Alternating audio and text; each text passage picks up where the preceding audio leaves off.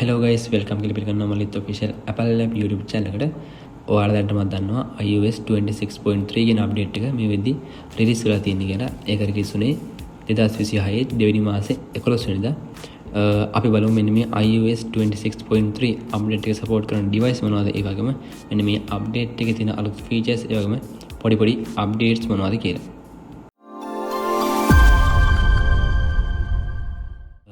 iPhone SE series එක ගත්තාම second gen ඉඳලා ඊට වඩා වැඩි generation වලට මෙන්න මේ update එක support කරනවා.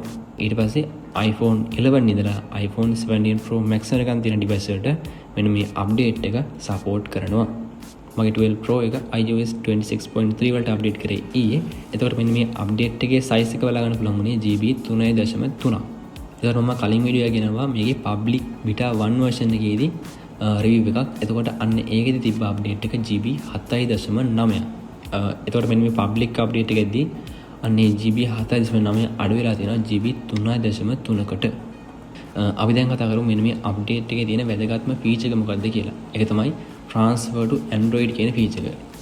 එතකොට Apple ලා මෙච්චර දවස් දීලා තිබ්බේ move to iOS එක හරහා Android phone එකකින් iPhone එකට data transfer කරන්න විතරයි. එතකොට මම ඊළඟ වීඩියෝ එක තරන් එන්න කොහොමද Android එකකින් iPhone එකට data transfer කරන්න කියන එක. එතකොට මෙන්න මේ අප්ඩේට් එකේදී Apple ලා දීලා තියෙනවා ඔයාට iPhone එකකින් Android එකට ඔයාගේ iPhone එකේ තියෙන data transfer කරන්න option එකක්. අන්න එකට ඔයා කරන්න ඕනේ ඔයාගේ settings වලින් general යන්න. general වල පල්ලෙහාට ගියාම තියෙනවා transfer or reset iPhone කියලා option එකක්. අන්නේ ඔප්ෂන් එකේ පල්ලෙහාට ගියාම බලන්න පුළුවන් transfer to Android කියලා අලුතෙන් ඔප්ෂන් එකක් ඇඩ් වෙලා තියෙනවා. හරි, මෙන්න මේක ටච් කරාට පස්සේ මෙන්න මේ විදිහට මොඩල් එකක් ඕපන් වෙනවා. අන්න ඒකෙදි කියනවා ඔයාලට transfer කරගන්න පුළුවන් data මොනවද කියලා. ඔයාලට පුළුවන් මෙන්න මේකෙදි ඔයාගේ photos, messages, apps මේ වගේ දේවල් transfer කරන්න. ඒ වගේම ඔයාගේ phone number එකක් transfer කරන්න පුළුවන් කියලා මෙන්න මේකෙදි සඳහන් කරලා තියෙනවා.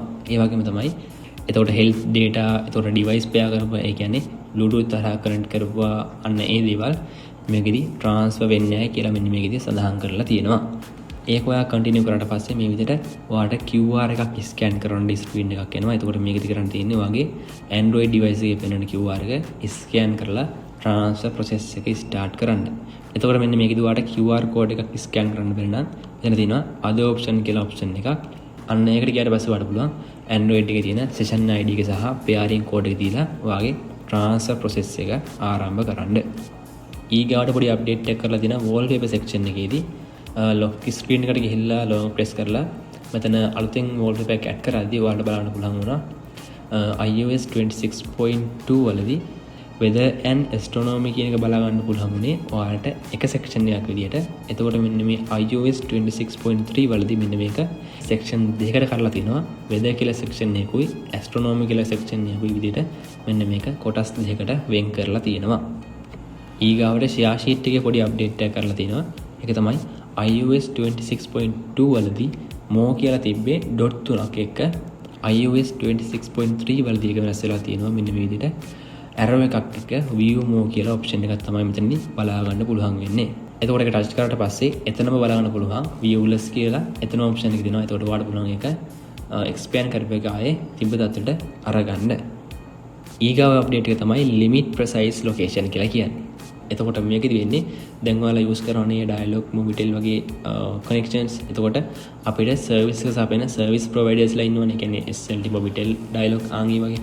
එතකොට අන්නේ service providers ලාට ඔයාගේ extract location එක track කරන්න පුළුවන්කමේ limit එකක් දාන්න තමයි මෙන්න මේ limit precise location කියන option එක දීලා තියෙන්නේ.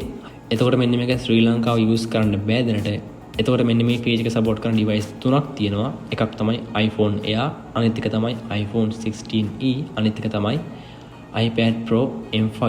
එතකොට මෙන්න මේ device තුනට විතරයි මෙන්න මේ feature එක support කරන්නේ. ඒ වගේම ඒවා support කරන service providers ලා මෙතන සඳහන් කරලා තියෙනවා. එකක් තමයි Germany වල Telecom එක, අනිත් එක තමයි UK වල EE සහ BT කියන එක, අනිත් එක තමයි US වල Boost Mobile කියන එක, Thailand වල AIS සහ True කියන networks වල විතරයි මෙන්න මේ limit precise location කියන එක support කරන්නේ.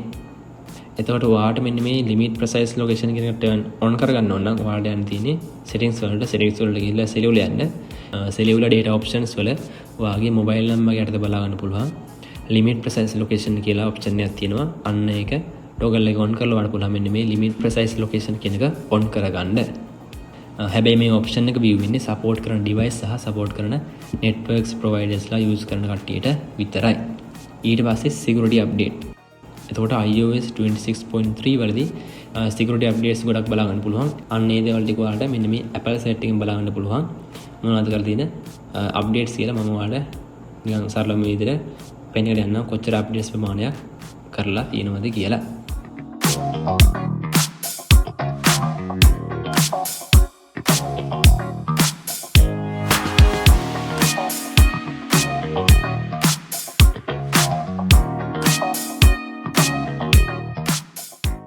හරි ඊගාවට තමයි EU exclusive features. එතකොට මේක EU only features. එතකොට EU කියන්නේ යුරෝපා සංගමය. එතකොට මම මෙතනින් පස්සේ පෙන්වන features ටික available වෙන්නේ EU country වලට. ඒ කියන්නේ යුරෝපා සංගමයේ සමාජිකත්වයේ දරන රටවල් වලට විතරයි මෙන්න මේ features ටික available වෙන්නේ. අපි ඉස්සෙල්ලාම කතා කරමු notification forwarding කියන එක.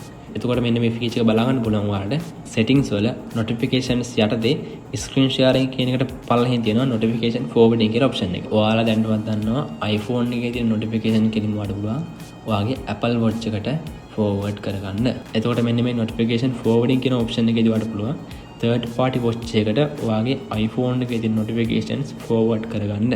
උදාහරණයක් විදිහට ගත්තොත් Samsung watch, ඊට පස්සේ Pixel watch, ඊට පස්සේ Garmin watch. මෙන්න මේ වගේ third party watch වලට ඔයාගේ iPhone එකේ තියෙන notifications forward කරගන්න හැකියාවක් තියෙනවා.